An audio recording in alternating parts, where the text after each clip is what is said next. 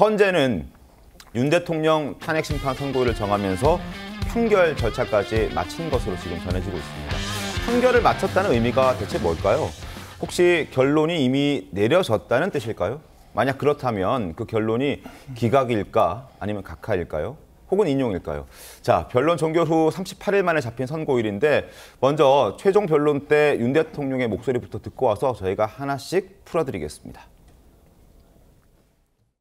작년 12월 3일 비상계엄을 선포한 후 84일이 지났습니다. 제 삶에서 가장 힘든 날들이었지만 감사와 성찰의 시간이기도 했습니다. 12.3 비상계엄은 계엄의 형식을 빌린 대국민 호소입니다. 트럼프 대통령은 취임 첫날 국가 비상사태를 선포하고 군을 투입했습니다. 지금 우리나라의 현실은 어떻습니까? 혼란과 불편을 끼쳐드린 점 진심으로 죄송스럽게 생각합니다. 잘못을 꾸짖는 국민의 질책도 가슴에 깊이 새기겠습니다. 인용이냐 기각이냐 이 시나리오대로 저희가 한번 정리를 해봤습니다. 보여드리죠.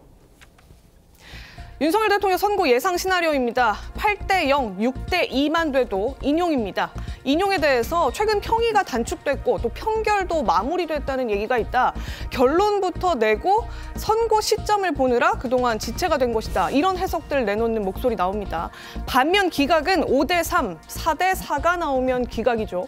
5대3 대립 국면이 지속되던 와중에 야당이 줄탄핵 등으로 국정 마비를 초래하려고 압박해왔다. 그렇기 때문에 기각으로 서둘러서 결론을 내는 상황인 것이다. 이렇게 해석하는 목소리들도 나왔습니다. 박미영 대변인 어떻게 일단 먼저 보십니까?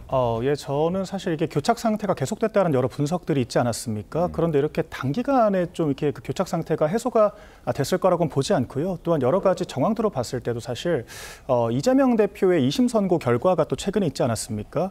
이런 사건으로 봤을 때 좀 기각으로 심기를 굳혔던 보수 재판관들이 어떤 판결도 가능하겠다라는 그런 심기를 더 전 굳혔을 거라고 생각을 하거든요. 네. 사실 2심 선고 뭐 여러 갑론을박이 있습니다만 저는 그 결정을 저부터도 이해하기가 어려운 측면들이 있었고 법리 그 자체보다는 정말 이 중대성에 대한 정성적인 판단이 더 크게 작용한 계기가 됐을 거라고 저는 개인적으로 보고 있거든요.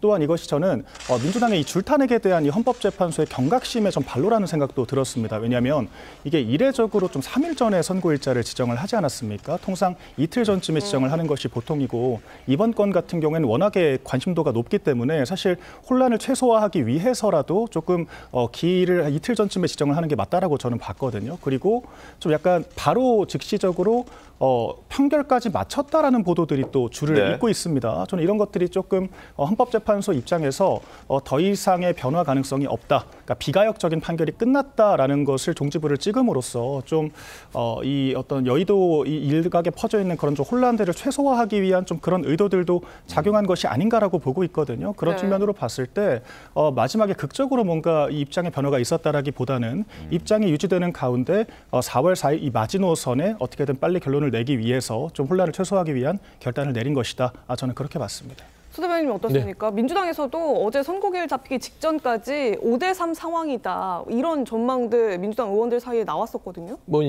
민주당 사이에서도 나왔지만 각종 언론에도 5대3에 대한 여러 가지 추측들이 나왔죠. 이제 이 헌재가 기를 잡아주지 않으니까 불안감에 기인한 여러 가지의 어떤 썰들이 난무한 것이죠.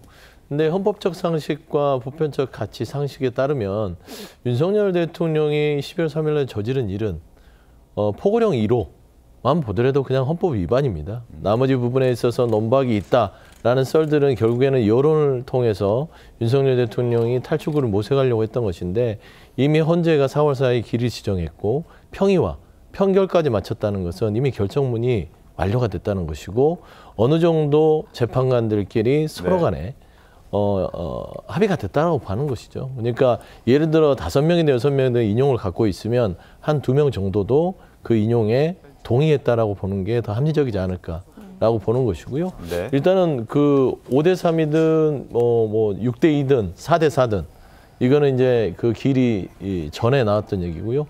지금 4월 4일 날 정해진 바로는 탄핵 심판의 ABC로 따지더라도 8대0 인용을 결정한 선고기일의 지정이 아닌가 조심스럽게 추측을 좀 8대 0? 하고 싶습니다. 네.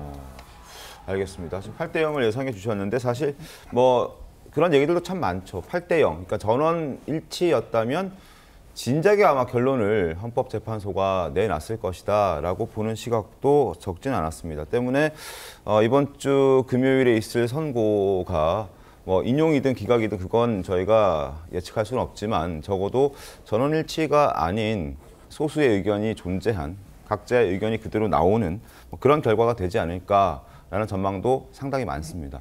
때문에 이 재판관 한 명의 결정에 따라서 결과가 완전 180도 달라질 수 있습니다. 그래서 헌법재판관 8명의 성향에 우리가 또 집중할 수밖에 없는데 특히 지난번 한덕수 총리 탄핵 심판 선고 때 다들 기억하시죠? 각하 의견을 냈던 정형식, 조한창 그리고 기각 중에서도 강한 기각 의견을 냈었던 김복형 이 세 재판관의 입장, 의견이 이번에는 어떻게 나올 것이냐 이게 좀 대단히 궁금하고 이 사람들의 어떤 입장에 의견에 저희가 집중할 수밖에 없는데 송영 변호사님 이번에는 이 세 사람들이 어떤 의견을 좀 던질까요?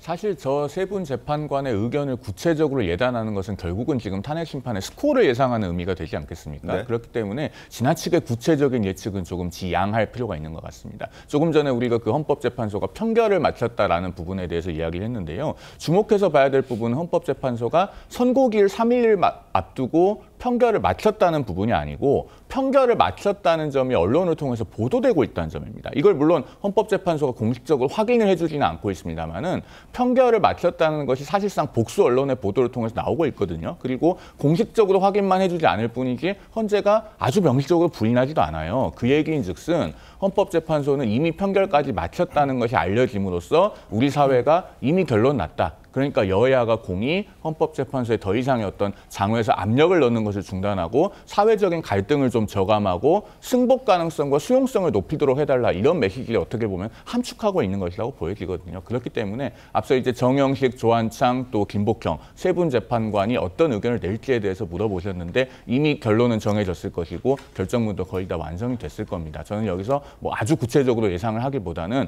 그분들이 어떤 의견을 내더라도 어쨌든 우리 사회가 헌법과 법률에 따라서 임명하도록 한 헌법재판관들이기 때문에 그분들의 의견을 모두 존중해야 된다. 이런 말씀을 좀 드리겠습니다.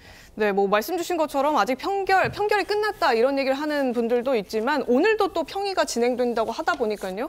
최종 결정문을 쓰기까지는 아직 좀 시간이 남아있다. 평의는 선고일인 4일까지 계속 진행될 수 있다. 이런 얘기도 또 한켠에서는 나오고 있습니다. 특히나 그래서 이 세 사람, 주목받고 있는 세 사람이 본인의 의지를 끝까지 유지할 것이냐 아니면 어떤 다른 의견에 별개의 의견이라도 첨부하는 결정문 추가 작성에 가담할 것이냐 이런 여부도 좀 관심인데 이 세 명의 귀추가 주목되는 이유 여기에 있습니다. 한번 보여드리죠. 이 세 명이 지금 변수라고 합니다. 이전에 한덕수 총리에 대한 탄핵 심판, 또 마은혁 재판관 후보자 미임명, 이진숙 반통위원장에 대한 탄핵 심판을 놓고 저희가 좀 분석을 해보니까 정형식, 조한창 두 사람은 한덕수 때는 각하, 절차 문제를 들면서 각하 조치했습니다.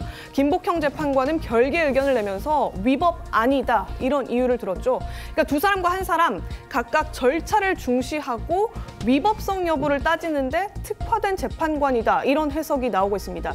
그리고 이 세 사람 동시에 마은혁 후보자 미임명 건에 대해서는 별개의 의견을 냈는데요. 이때도 절차 문제 강조했습니다. 본회의 의결이 필요했는데 이 권한쟁의 심판, 본회의 의결을 거치지 않았다. 그 절차가 있었어야 했다라는 문제 동시에 지적했고요. 이 세 사람, 이진숙 방통위원장 때 모두 기각 의견을 냈기도 했고 여기에 더해서 이 기각 때는 김영두 재판관도 같이 기각 의견을 내면서 4대 4를 만든 장본인이 됐기 때문에 마지막까지 알 수 없다. 이 얘기를 하는 사람들도 여전히 존재하는 것은 같습니다. 박민영 대변인, 이 구도 좀 어떻게 보십니까?